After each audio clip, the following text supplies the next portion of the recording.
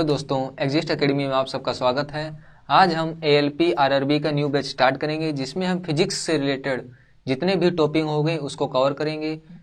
Concept से लेकर numerical तक सारे क्वेश्चन जितने आए हैं, जितने आ सकते हैं, उन सबको हम सॉल्व करेंगे।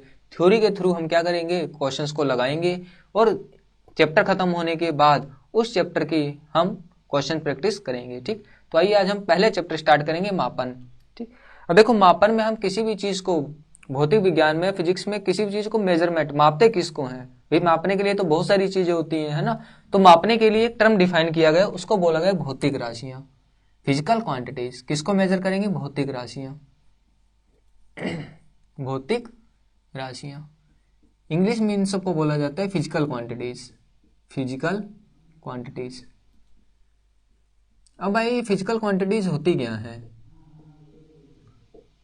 आसान शब्दों में इसको समझेंगे। भौतिक राशियां, फिर जो ये अपनी भौतिक राशियां फिजिकल क्वांटिटीज होती है, होती क्या है?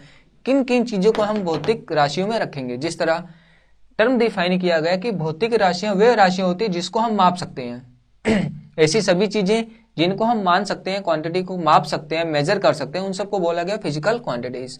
ठीक, तो किसको किसको माप सकते हैं भाई? जिससे लंबाई नापनी है ना, किसी का वजन है वो नापना है ना, फोर्स नापना है तो इसको मान सकते हैं। लेकिन इसी की जगह अगर मैं कहूँ आज मैं बहुत खुश हूँ, I am very happy today, इसका मतलब मैं खुश हूँ, तो क्या मैं अपनी खुशी को मेजर कर सकता हूँ? क्या कोई ऐसा टर्म डिफाइन है, कोई ऐसा टर्म डिफाइन है जो मेरी खुशी को नाप सके? बताओ भाई मैं आज कितना खुश हूँ। 1 मीटर, 2 मीटर, 5 किलोग्राम, 6 किलोग्राम नहीं बता सकते।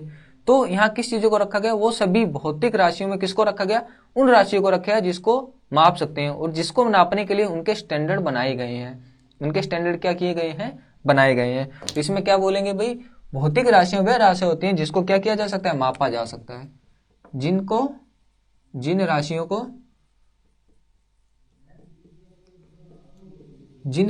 को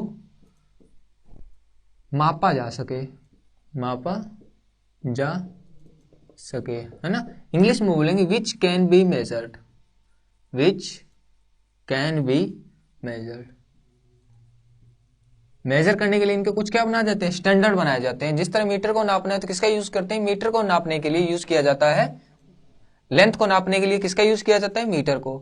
किलोग्राम मतलब जब भी किसी का द्रव्यमान नापना है, मास मेजर करना है, तो उसके लिए क्या बना गया? किलोग्राम, ग्राम, है ना। जिस तरह क्वांटिटी, लिक्विड क्वांटिटी को नापना है तो लिक्विड क्वांटिटी के लिए किसको बनाएगा? लीटर को, मिलीलीटर को, है ना। जब छोटी छोटी क्वांटिटीज होती है ML में मेजर करते हैं, जब बड़ा होगा तो लीटर। समझ में आया? तो भौतिक राशियों में उनको रखेगा जिनको मापा जा सके। ठीक, और वो कुछ प्रकृति के मूल नियमों का पालन भी करेंगी, है ना। कुछ फंडामेंटल नियम बने हैं, लॉज बने हैं, जिनका वो क्या करेगी? पालन करेगी। ठीक, तो प्रकृति के मूल नियमों का क्या करेगा? पालन भी करेगा। तो इसको और क्या लिखोगे? पहला पॉइंट, जिसको मापा जा सके, तो प्रकृति के मूल नियमों का पालन करेगी। प्रकृति के मूल नियमों का पालन भी करती है, पालन भी करेगी। ठीक, obeys fundamental laws of nature. ये क्या करेगी? नेचर के जो फंडामेंटल लॉ होंगे उनका भी क्या करेगी? पालन करेगी। तो देखो, जब भी किसी फिजिकल क्वांटिटीज को डिफाइन किया गया तो बोला गया जिसको एक तो मापा जा सके, इसको मेजर भी करना है, और इसको मेजर करने के लिए एक स्टैंडर्ड बनाया जाएगा, एक प्रणाली बनाई जाएगी उसकी, कि इसको मेजर कैसे किया जाएगा। जिस तरह अगर दूरी को मेजर करना है तो उसके लिए मीटर बनाया गया, किलोमीटर बनाया गया, सेंटीमीटर बनाया गया, मिलीमीटर बनाया गया, है ना, डेकामीटर, हेक्टोमीटर, ये सब बनाई गई। द्रव्यमान को नापना है, ग्राम, किलोग्राम, है ना, टन, क्विंटल, ये सब बनाए गए। इस तरह समय को नापना है, समय, सेकंड बनाया गया, मिनट बनाया गया, आवर बनाया गया, है ना। फिर दिन बनाया गया, भाई दिन से भी तो मेजर होते हैं ना। फिर वीक बनाए गए, मंथ बनाए गए, ईयर बनाए गए, फिर आपके सेंचुरीज बनाई गई, ये सब बनाए गए। तो इसी तरह सब चीजों को नापने के लिए, जिस तरह टेम्परेचर को मापना है ना, सेल्सियस, डिग्री सेल्सियस, केल्विन, है ना, फ़ारेनहाइट, ये सब बनाए गए। इन सबको क्या बोला गया? Physical quantities. देखो, जब भी फिजिकल क्वांटिटीज की बात आएगी, किसी भी फिजिकल क्वांटिटीज में क्या क्या होता है? फिजिकल क्वांटिटीज में क्या होगी? किसी भी क्वांटिटी क्यू को, है ना, कोई भी राशि क्यू है, इसको मेजर कैसे करेंगे? जिस तरह मैंने कहा, जाओ दुकान पे जाओ, 5 चीनी ले आओ, तो 5 क्या दाने उठा के लाओगे? 5 बोरी उठा के लाओगे? तो आपको मुझे स्पेसिफाई करना पड़ेगा कि जो लाने जा रहे हो वो लाना क्या है, कितनी मात्रा में लाना है ना, तो ये दोनों बताना पड़ेगा। तो उसकी एक तो आप न्यूमरल वैल्यू बताओगे, न्यूमेरिकल वैल्यू लाना कितना है, और उसकी यूनिट भी बताओगे। यूनिट को किसे लिखेंगे, यू से। तो किसी भी फिजिकल क्वांटिटीज को लिखने का टर्म क्या होता है, q equal n u. N क्या होता है आपका, आंकिक मान। एन क्या होता है आपका, एन क्या होता है, आंकिक मान। आंकिक मान जिसको बोलते हैं न्यूमेरिक वैल्यू, न्यूमेरिक वैल्यू। और यू क्या है आपका, मात्रक। यू क्या है आपका, मात्रक, जिसको बोला जाता है यूनिट। जिस तरह मैंने कहा समय को नापो, है ना, 5 सेकेंड, 5 क्या है आपका न्यूमरल्स, यू, सेकेंड क्या है आपका यूनिट, उसका मात्रक। कि सेकेंड को, समय को नापने का मात्रक क्या है, यूज किया गया सेकेंड। जिस तरह मैंने कहा 12 घंटे, 12 घंटे, तो 12 आपका क्या हुआ, न्यूमेरिक वैल्यू, आंकिक मान। घंटा आपका क्या हुआ, आपका मात्रक, यूनिट। समझ में आया। इस तरह मैंने बोला है 25 डिग्री सेल्सियस, 25 डिग्री सेल्सियस, तो जो 25 होगा वो आपका क्या होगा, आंकिक मान। सेल्सियस क्या होगा, डिग्री सेल्सियस क्या होगा, आपका यूनिट, है ना। एग्जाम्पल लिखना हो, एग्जाम्पल के तौर पे आप क्या क्या लिख सकते हो भाई। एग्जाम्पल मान लो मैंने पहला एग्जाम्पल लिख लिया 100 किलोमीटर, 100 किलोमीटर, 100 किलोमीटर। तो इस केस में एन कितना है आपका, 100, एन कितना है आपका 100, तो यूनिट आपकी क्या है, किलोमीटर। यूनिट क्या है आपकी, किलोमीटर, है ना। और एग्जाम्पल देखो, मान लो मैंने बोल दिया 25 डिग्री सेल्सियस। इस केस में जो न्यूमेरिक वैल्यू है, न्यूमेरिक वैल्यू क्या दिखाई दे रही है, 25, है ना। और यूनिट आपको क्या दिखाई दे रही है, डिग्री सेल्सियस। यूनिट क्या दिखाई दे रही है, डिग्री सेल्सियस। तो हमने यहाँ क्या समझा, किसी भी भौतिक राशि को अगर मेजरमेंट करना है तो उसको Q इक्वल एन यू के टर्म में मेजर करते हैं, जहां एन उसकी न्यूमेरिकल वैल्यू को बताएगा, यू उसके मात्रक को बताएगा। आई होप यहां तक आपको समझ में आया होगा। ठीक, आइए अब इसके आगे थोड़ा चलते हैं। कुछ पॉइंट है जिनको थोड़ा लिख लेते हैं ना, ध्यान से देखिए। जैसे कुछ टर्म है जिसको डिफाइन करते हैं। देखो आपको पता है कि 1 मीटर में कितने सेंटीमीटर होते हैं, 100 सेंटीमीटर। कितने सेंटीमीटर होते हैं, 100 सेंटीमीटर। देखो यहाँ ये है एन की वैल्यू अलग है, मान लो यहाँ मैंने मान लिया n1, और ये क्या है, यूनिट अलग मीटर है, तो यहाँ u1 मान लिया। इक्वल टू ये न्यूमेरल वैल्यू कितनी है, 100, तो इसको मैंने मान लिया n2, और ये सेंटीमीटर है तो इसको मान लिया मैंने क्या, n2। इसी तरह आगे भी होता जाएगा, है ना। 1 सेंटीमीटर में कितने मिलीमीटर होते हैं, 10। इसका मतलब 1000 क्या होंगे, मिलीमीटर। 1000 क्या होंगे, मिलीमीटर। इस केस में क्या आपने देखा भाई, न्यूमेरल वैल्यू n3 और यूनिट क्या होगी आपकी, और मिलीमीटर, u3। यहां हमने देखा क्या है, हमने ये देखा कि अगर क्वांटिटी, फिजिकल क्वांटिटी सेम है, फिजिकल क्वांटिटी क्या है, सेम, तो उसकी यूनिट चेंज करने पर उस फिजिकल क्वांटिटी पर कोई असर नहीं होता। मतलब अगर आगे भी होता तो ये टर्म आगे चलता रहता, n4 u4, n5 u5। समझ में आया कि नहीं आया। तो ये बहुत इंपॉर्टेंट कॉन्सेप्ट है। यहां से हमने देखा क्या कि जो n और u का मल्टीपल है ये कांस्टेंट देगा, जो n इंटू यू इसका जो मल्टीपल है ये क्या देगा, एक कांस्टेंट।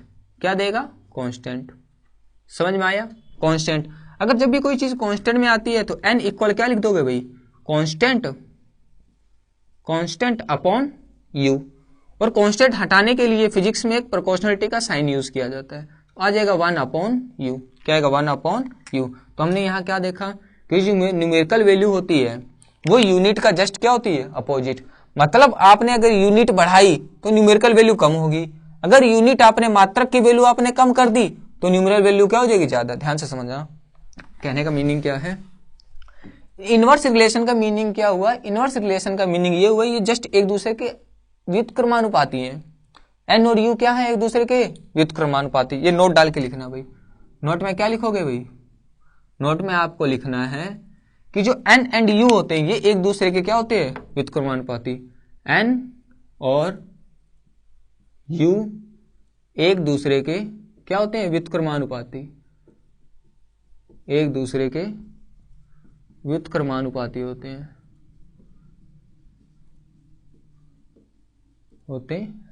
क्या लिखोगे, n and u both are inversely proportional. कैसे होते हैं ये, inversely proportional to each other. आपस में कैसे होते हैं, व्युत्क्रमानुपाती। व्युत्क्रम का मीनिंग हुआ अगर एक वैल्यू बढ़ेगी तो दूसरी क्या हो जाएगी, कम हो जाएगी। अगर दूसरी वैल्यू कम हुई तो पहले वाली वैल्यू क्या हो जाएगी, बढ़ जाएगी। जैसे देखिए मैंने m मीटर से सेंटीमीटर, सेंटीमीटर कम होता है, अगर मैंने यूनिट कम की, u कम किया, देखो न्यूमेरल वैल्यू बढ़ गया। जैसे ही यूनिट मीटर से सेंटीमीटर आए इसके आंकिक मान बढ़ गया, 1 से कितना हो गया, 100, 1 से कितना हो गया 100।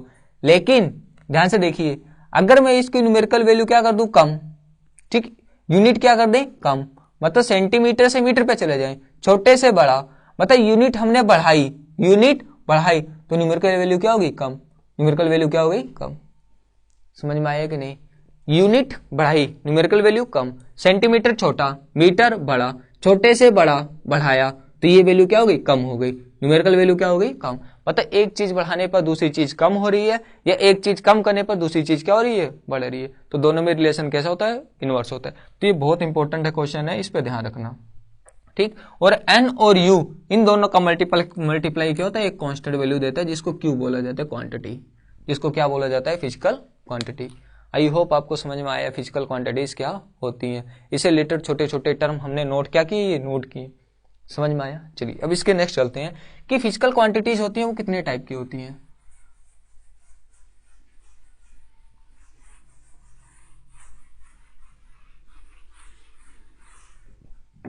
देखो फिजिकल क्वांटिटीज कितने टाइप की होती है, 2 टाइप की होती है ना। देखो इससे पहले हम सिस्टम ऑफ यूनिट पे चलते हैं।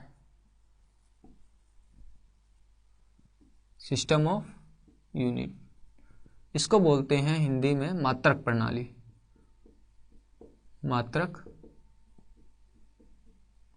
प्रणाली। देखो ये होता क्या है सिस्टम ऑफ यूनिट, इसको एसआई यूनिट भी बोला जाता है, ठीक। देखिए इसमें 3 पद्धतियां ली गई, ठीक। पहली थी एमकेएस, इसमें कितनी पद्धतियां थी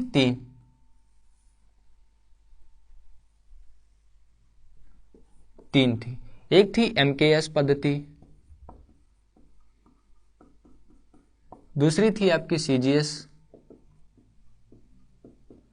एंड थर्ड थी आपकी एफपीएस पद्धति। समझ में आया, पहली एमकेएस पद्धति, दूसरी सीजीएस, तीसरी क्या थी एफपीएस। तो सिस्टम ऑफ यूनिट में पहले 3 टाइप की क्या थी अपनी पद्धतियां थी, ठीक। किसी भी मेजरमेंट को यूज करना है तो या तो आप एमकेएस का यूज करोगे, सीजीएस का यूज करोगे, या फिर एफपीएस का यूज करोगे, ठीक।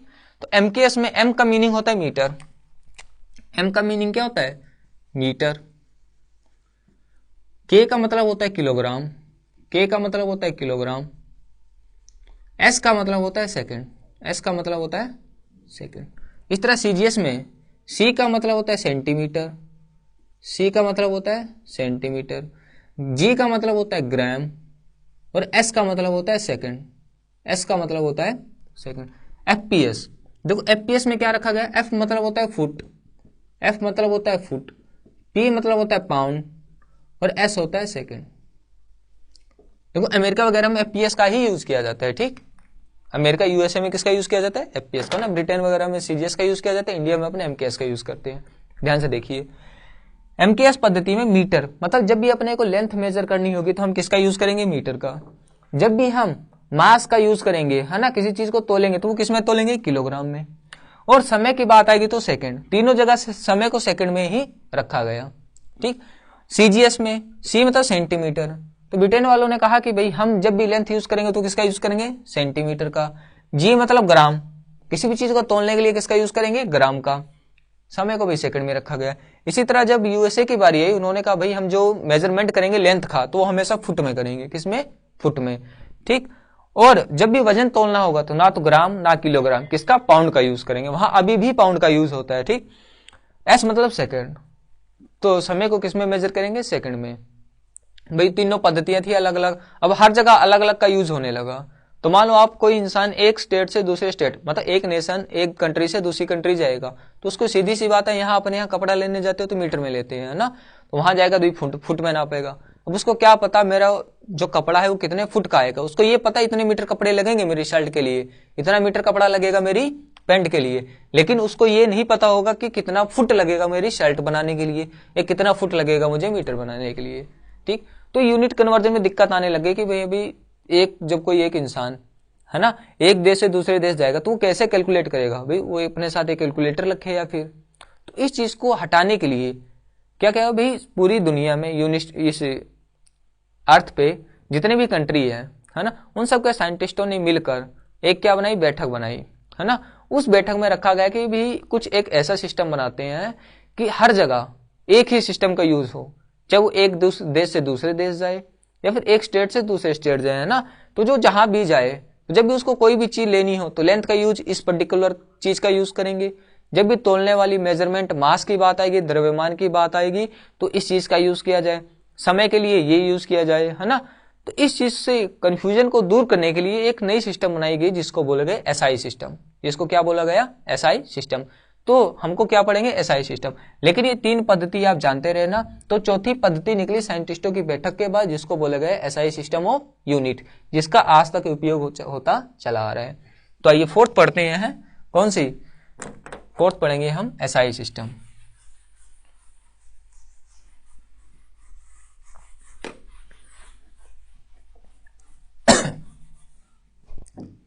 SI system of unit, SI system, जिसको बोलते हैं एसआई पद्धति या प्रणाली, जो भी बोलना हो, ठीक। तो एसआई पद्धति में क्या कहेगा भाई? एसआई पद्धति में जितने भी चीजें थी, जितनी भी राशियां थी, उन सबको समेट के एक 7 ऐसी टाइप की राशियां बनाई गई, जिसको कहा गया कि ये जितनी भी राशियां होंगी, फिजिकल क्वांटिटीज होंगी, भौतिक राशियां होंगी, वो सब चीजें इन्हीं 7 से मिलकर बनी है। इसके अलावा किसी से भी मिलकर बनी नहीं होगी। कितनी चीजों को रखा गया? 7 राशियों को रखा गया, और उन राशियों को बोला गया मूल राशियां। कौन सी राशियां बोली गई? मूल राशियां। तो एसआई पद्धति में किसको रखा गया? मूल राशियों को, मूल राशियों को। तो अपनी मूल राशियां होती क्या है? इंग्लिश में इसको बोलते हैं फंडामेंटल क्वांटिटीज।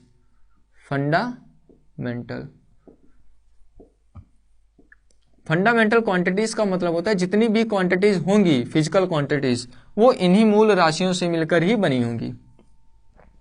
तो मूल राशियों को क्या रखा गया भाई? ये मूल राशियां वो राशियां होंगी जो किसी दूसरी राशियों पर डिपेंड नहीं करेगी। ये अपने आप में खुद में क्या होगी?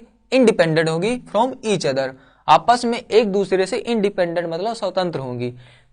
एक आके दूसरे के ऊपर कोई हक नहीं जमाएगा, तुम्हारे बिना मेरा काम क्या है? अधूरा है। समझ में आया? मतलब अगर मुझे मीटर नापना है, दूरी नापनी है, तो मैं मीटर का ही यूज करूंगा। इसमें किलोग्राम आके नहीं बोलेगा कि नहीं भाई मेरा भी कुछ इसमें हिस्सेदारी है। समझा? किलोग्राम के आने से मीटर के ऊपर कोई इफेक्ट नहीं पड़ेगा। समय के से भी मीटर के ऊपर कोई इफेक्ट नहीं पड़ेगा। समझ में आया? मतलब मीटर और बाकी राशियों का आपस में कोई लेना देना नहीं होगा। तो इसमें कितनी टाइप की राशियों को रखा गया? 7 टाइप की। तो मूल राशियां क्या होती है? ये वो राशियां होती है जो एक दूसरे से क्या होती हैं? स्वतंत्र होती हैं। राशियां जो एक दूसरे से क्या होती है? स्वतंत्र होती हैं। एक दूसरे से स्वतंत्र होती हैं, मतलब independent from each other. Independent from each other. आपस में एक दूसरे से क्या होती है? ये इंडिपेंडेंट होती है, स्वतंत्र, है ना। एक दूसरे का इसके ऊपर कोई भी नाम नहीं चलेगा भाई। और ये कितने प्रकार की होती है? 7 प्रकार की होती है। कितने प्रकार की होती है? 7 प्रकार की। 7 प्रकार की होती हैं। कितने टाइप की? 7 टाइप्स। कौन कौन सी होती है? ठीक, तो इतना समझ में आया। तो इसको थोड़ा मैं इरेज करूंगा। 7 टाइप की हम क्या लिखेंगे? मूल राशियों को लिखेंगे।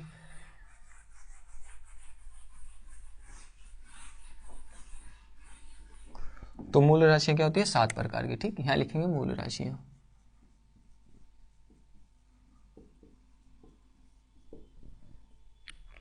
इंग्लिश में बोलेंगे फंडामेंटल क्वांटिटीज। फंडामेंटल क्वांटिटीज, ठीक। आइए 7 प्रकार के 7 के नाम लिखेंगे। ठीक, फंडामेंटल क्वांटिटीज क्या चीज उसको बता दिए। देखो पहली क्वांटिटीज का जो नाम रखा गया वो रखा गया लंबाई। पहली इसमें क्या ही? लंबाई, ठीक, जिसको बोला गया लेंथ। क्या बोला गया? लेंथ। कि जब भी लंबाई जैसी चीज आएगी, ठीक, जिस तरह दूरी भी एक प्रकार की लंबाई है। विस्थापन होता है एक चीज को एक जगह से उठा के दूसरी जगह रखा गया, शिफ्ट किया गया, इस चीज को बोला जाता है विस्थापन। भाई शिफ्ट करोगे, डिस्टेंस ही तो खसकाओगे, लंबाई ही चलेगी, तो इसको भी किस में रखा गया? लंबाई में। समझ में आया? इसी तरह सेकंड आपकी राशि निकली द्रव्यमान। क्या निकली? द्रव्यमान, जिसको बोला गया इंग्लिश में मास। क्या बोला गया? मास। इधर थर्ड निकली समय, बोला गया टाइम। क्या बोला गया? टाइम। फिर आया आपका विद्युत धारा, विद्युत धारा, जिसको बोलेगा इलेक्ट्रिक करंट, इलेक्ट्रिक करंट, है ना। फिर आपका क्या आया? फिर आया अपना तापमान, जिसको बोलेगा टेम्परेचर, टेम्परेचर, है ना। फिर आया अपना क्या? ज्योति तीव्रता, ज्योति तीव्रता, इसको बोलते हैं लुमिनस इंटेंसिटी, लुमिनस इंटेंसिटी। फिर आया अपना amount of matter, amount of matter,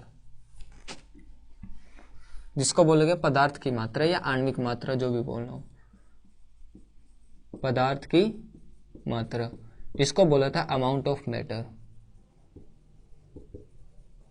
amount of matter. समझ में आया? तो 3, दिस इज 4, 5, 6 और ये 7, ये 7 टाइप की राशियां निकली। इन राशियों को बोलोगे मूल राशियां।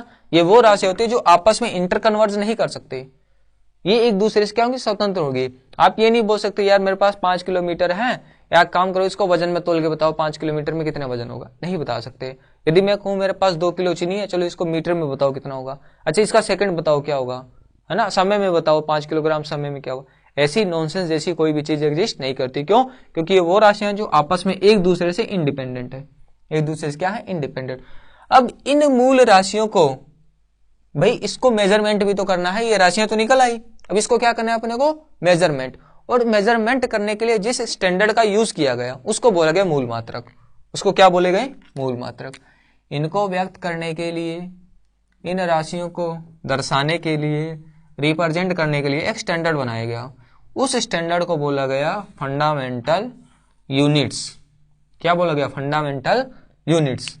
तो मूल मात्रक, इनको क्या बोला गया? मूल मात्रक। इंग्लिश में बोलते हैं फंडामेंटल यूनिट्स, फंडामेंटल यूनिट्स।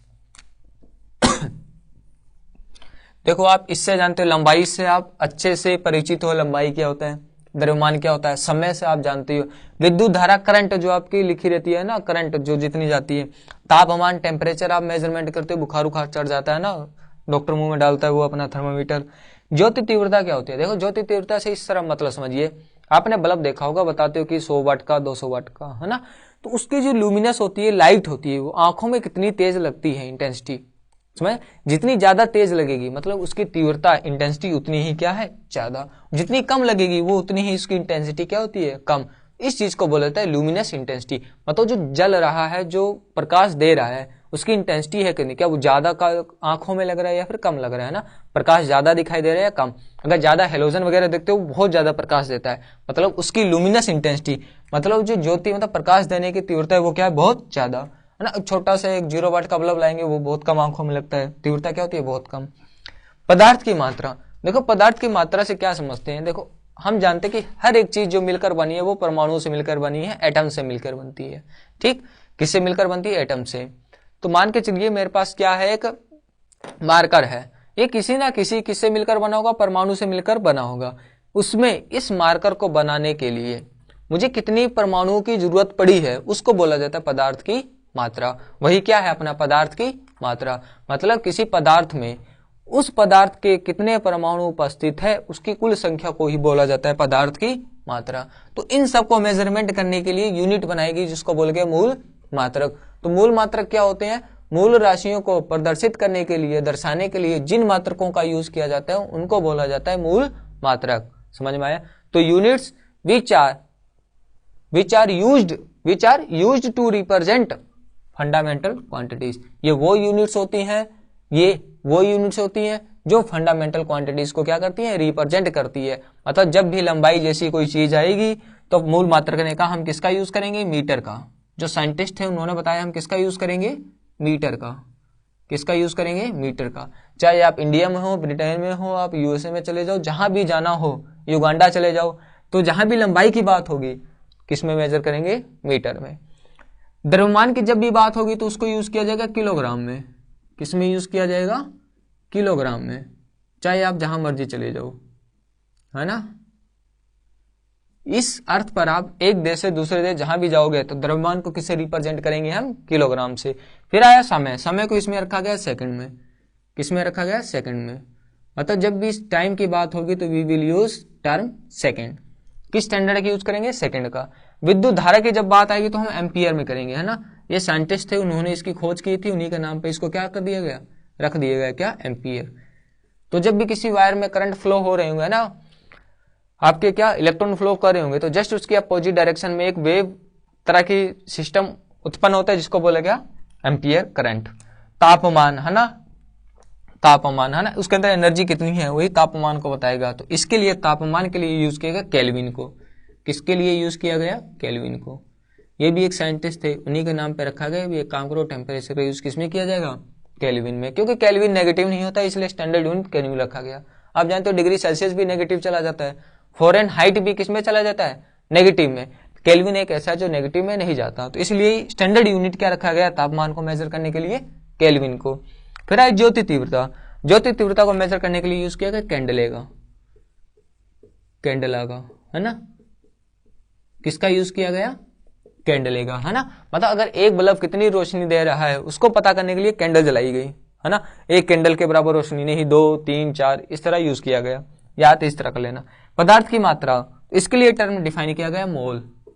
किसका यूज किया गया, मोल का। इसको बोलते हैं MOLE, मोल। तो हमने आज क्या पढ़ लिया, भौतिक राशियां क्या होती है, है ना। भौतिक राशियों के कुछ टर्म डिफाइन किए हैं, है ना। N×U क्या होता है, Q = NU लिखा जाता है। N1U1 N2U2 आपस में बराबर होते हैं ना। अगर आप न्यूमेरल वैल्यू चेंज करोगे तो उसकी यूनिट भी चेंज होगी, एक चीज बढ़ाओगे तो दूसरी कम होगी। इनवर्स रिलेशन देखा। फिर हमने भौतिक राशियों को व्यक्त करने के लिए 3 टाइप की यूनिट देखी, MKS, CGS और FPS, जिसको हटा के एक SI सिस्टम लाया गया। क्या लाया गया, SI सिस्टम, जिसके अंदर रखा गया है फंडामेंटल क्वांटिटीज को, कि ये क्वांटिटीज होंगी, बाकी सब जितनी भी फिजिकल क्वांटिटीज होंगी वो सब इन्हीं सातों से मिलकर बनी होगी। और इन्हीं सातों को मेजर करने के लिए एक टर्म डिफाइन किए गए जिसको बोला गया मूल मात्रक। मतलब इन सब चीजों को व्यक्त करने के लिए एक स्टैंडर्ड बनाए गए, इन स्टैंडर्ड का यूज करोगे और इसके अलावा कोई स्टैंडर्ड का यूज नहीं करोगे। तो मतलब अब लैंग्वेज यूनिट कन्वर्जन के अंदर कोई भी दिक्कत नहीं होगी। तो इसी के साथ हम आज की क्लास यहीं समाप्त करते हैं। अगर आपको आज की क्लास अच्छी लगी हो तो इस क्लास को लाइक करें, शेयर करें और चैनल को सब्सक्राइब करें। तब तक के लिए जय हिंद।